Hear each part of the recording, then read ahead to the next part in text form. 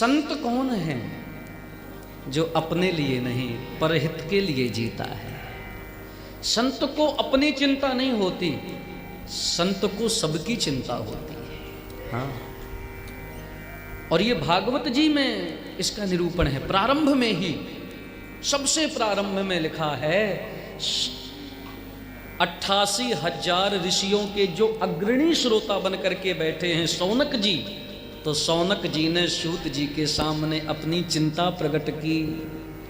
संतों को भी महाराज चिंता है, पर वो चिंता कोई सामान्य चिंता नहीं है, इसलिए वो चिंता श्रेष्ठ हो गई, क्योंकि वो स्वार्थ से ऊपर है, परमार्थ के लिए। इसीलिए तो संतों को संत नहीं संत भगवान कहते हैं। क्या चिंता हुई? हे सूत जी, आप 18 पुराणों के ज्ञाता हो, समस्त शास्त्रों के ज्ञाता हो, आप कृपा करके ये बताओ, यह घोरे कलौ प्रायो जीवश्चासुरतां गतः। क्या चिंता है? यह घोरे कलौ प्रायो, जब से ये घनघोर कलयुग आया, हे महाराज, प्रायः जीव आसुरी प्रवृत्ति वाला होता चला जा रहा है। जीवश्चासुरतां गतः, ये भैया कलयुग का ही प्रभाव है। ये आसुरी प्रवृत्ति को ढूंढना नहीं पड़ेगा कि कहाँ ढूंढें हम इस प्रवृत्ति से बच जाएं। कलयुग आया, आसुरी प्रवृत्ति घर घर सबके हृदय में बैठ जाएगी। ये अपने आप, जैसे प्रातः काल सूर्य भगवान प्रकट हुए तो अंधेरा गायब है, वो प्रकृति का नियम है। ऐसे ही जब भगवान अपनी लीला संवरण करके अपने धाम को गए, भगवान के जाते ही कलयुग आ गया, और कलयुग आया कि अपने प्रभावों को दिखाया। अब वो प्रभाव देख रहे हो, हम सब जानते हैं। कथा सत्संग में मन ना लगे, व्यवहार निभाने में खूब मन लगे, व्यापार में खूब मन लगे, ये क्या प्रभाव है कलयुग का। लेकिन संतों को चिंता है, क्योंकि वो जानते हैं कि जीव की इस प्रकार से तो अधोगति सुनिश्चित है, जीव का कल्याण हो ही नहीं सकता। संतों को यह चिंता है। आसुरी प्रवृत्ति, आसुरी प्रवृत्ति का सबसे बड़ा लक्षण है मैं आ गया, अहम आ गया। भाई भाई में प्रेम नहीं रहा, पिता पुत्र में भी अब वो प्रेम नहीं दिखता, मित्र मित्र में प्रेम नहीं। भैया और क्या कहें, जो परलोक के लिए सबसे श्रेष्ठ साधन, सबसे श्रेष्ठ संबंध गुरु शिष्य का, उसमें भी महाराज ये मैं आ गया, उसमें भी आसुरी प्रवृत्तियां दिखने लगी। ये कलयुग का प्रभाव है। जीवश्चासुरतां गतः। और ऐसा नहीं कि आसुरी प्रवृत्ति वाला व्यक्ति सुखी है, नहीं, ध्यान दे के सुनना।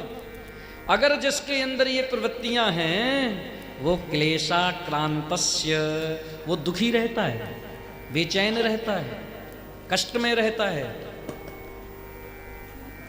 शौनक जी कहते हैं, महाराज शोधने किम परायण,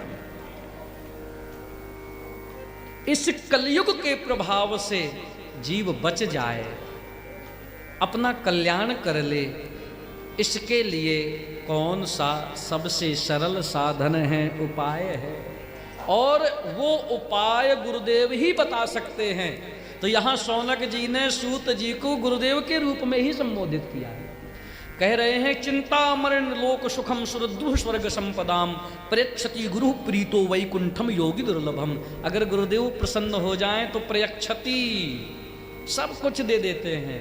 योगी दुर्लभ पद, जो बड़े बड़े योगियों को, न जाने चित्रकूट में जो बड़े बड़े योगी यम नियम आसन प्राणायाम प्रत्याहार धारणा ध्यान समाधिष्ट होकर के हजारों वर्ष जिन्होंने तपश्चर्या की है, तब वो धाम वो पद नहीं मिलता। अगर सदगुरु प्रसन्न हो जाएं तो प्रयच्छति गुरु प्रीतो, केवल प्रसन्नता से मिल जाना है। कितना सरल उपाय।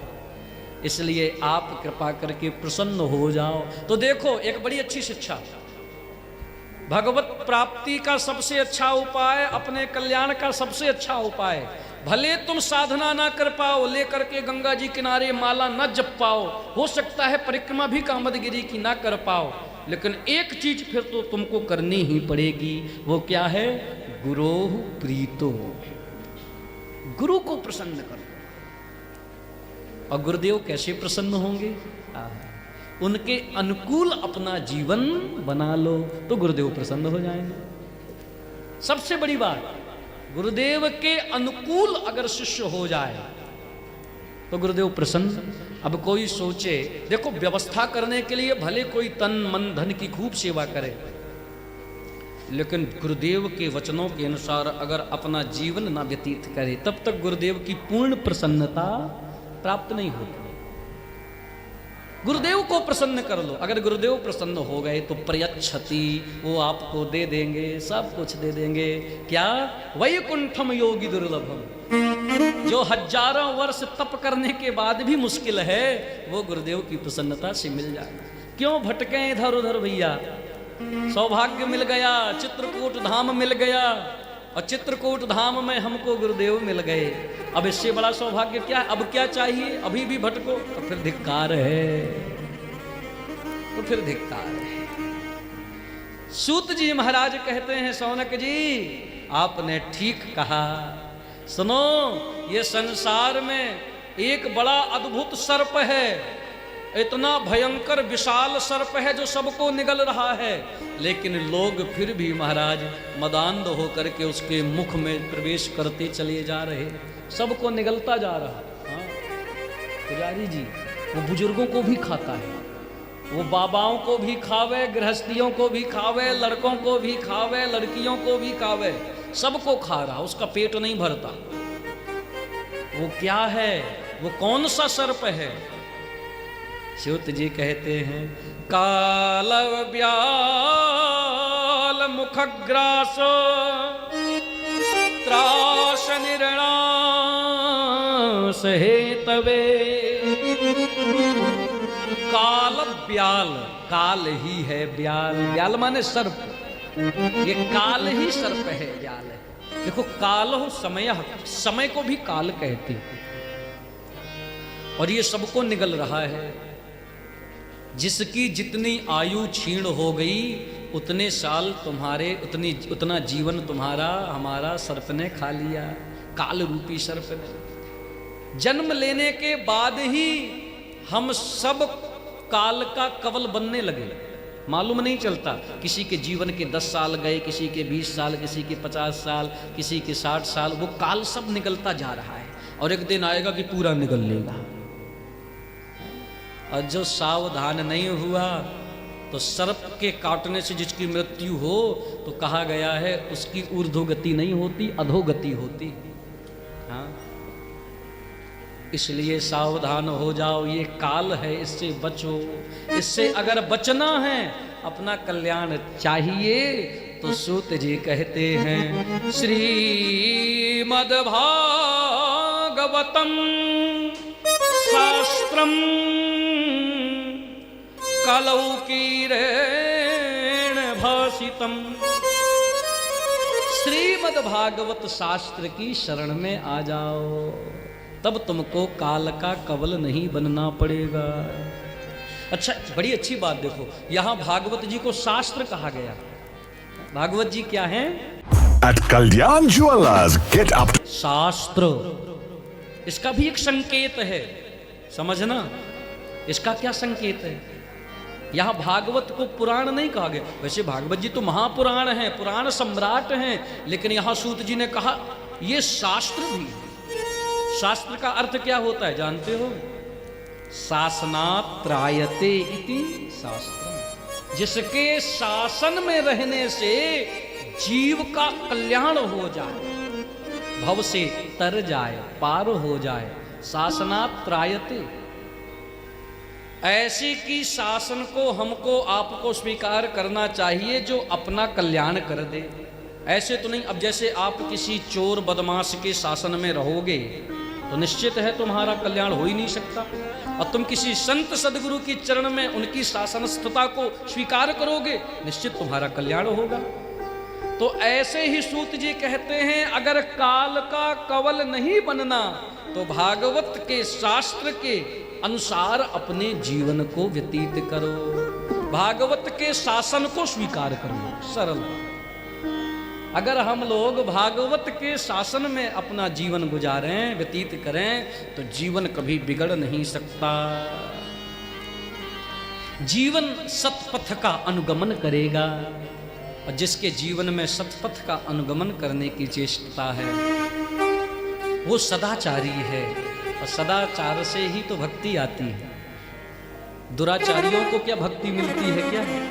सदाचार से भक्ति, और भक्ति सूत्रोपनद्धा, उसी भक्ति से भगवान बंद करके आ जाते हैं। कितना सरल साधन महाराज। इसलिए भागवत शास्त्र में, पर ये भागवत कैसे मिलेगी? देख लो, सूत जी कह रहे भागवत जी ऐसे नहीं मिल जाती। जन्मांतरे भवेत पुण्यम तदा भागवतम लभेत। जरूरी नहीं कि एक ही जन्म के पुण्य के प्रभाव से हमको भागवत मिल जाए, नहीं। जन्मांतरे भवेत पुण्यम, जन्म जन्मांतरों के पुण्य जब एक साथ पूंजीभूत होकर के प्रकट होते हैं, तब कहीं भागवत कथा श्रवण करने को मिलती है। और हमें तो लगता है, देखो ठीक से श्रवण करना क्या, ऐसे तो आजकल बहुत कथा और कथा के माध्यम से अनेक अनेक लोगों के भाव, अनेक अनेक उद्देश्यों को लेकर के लोग संसार के व्यवसाय आदि अनेक अपने निजी स्वार्थों को भी लेकर के लोग, हो सकता है कि ऐसे आयोजन करें, और हो सकता है कि कथा तुमको सुनने को भी मिल जाए, पर तुम्हारी निष्ठा, तुम्हारी प्रीति जो भागवत में होनी चाहिए वो नहीं हो सकती जब तक तुम्हारे जन्म जन्मों के पुण्यों का प्रादुर्भाव हृदय में नहीं होगा। यही कारण है कि इतनी भागवत की कथाएं होने के बाद भी, सुनने के बाद भी हृदय में परिवर्तन नहीं है, जीवन में परिवर्तन नहीं है। इसका मतलब अभी भागवत सुनने की पात्रता तुम्हारे पास नहीं है। अब वो पात्रता एक जन्म में संभव नहीं है। जन्मांतरे भवेत पुण्यम, अथवा सबसे सरल है, अगर संतों की कृपा हो जाए, सदगुरु की कृपा हो जाए, तो भी महाराज फिर तो कहने ही क्या है, फिर तो इतनी प्रतीक्षा करने की जरूरत नहीं है। फिर तो महाराज साधु नाम दर्शनम पुण्यम, और कालेन फलते तीर्थ सद्यः साधु समागम। तीर्थों के पुण्यों का फल तो बहुत देर से मिलेगा, सद्यः साधु समागम, उसी समय तत्काल अगर संत प्रसन्न हो जाए, गुरुदेव प्रसन्न हो जाए, तो उनके दर्शन का पुण्य तत्क्षण मिल जाता है। और जहाँ तत्क्षण मिलेगा आपका मन सत्संग में लगने लगेगा, आपको भागवत रसास्वादन, आपके जीवन में वो रस को प्राप्त करने की चेष्टा जग जाएगी। देखो प्रथम दिन है, मैं फिर कह रहा हूं, ध्यान दे के सुनिएगा। चेष्टा बहुत आवश्यक है, उत्कंठा, जिज्ञासा, तड़प बहुत आवश्यक है। अगर वो नहीं हो रही, अब तुम खूब भागवत सुन लो, हम खूब भागवत सुना दें, कुछ लाभ नहीं, कुछ लाभ नहीं। भागवत ठीक से अगर सुनना चाहते हो तो पहले भगवान से प्रार्थना करो, गुरुदेव के चरणों की सेवा करो, निष्ठा पूर्वक सेवा करो। उनकी कृपा से हमारे आपके अंदर ही वो उत्कंठा, वो जिज्ञासा हृदय में आ सकती है, जिस उत्कंठा, जिस जिज्ञासा से हमको वो रस प्राप्त हो सकता है।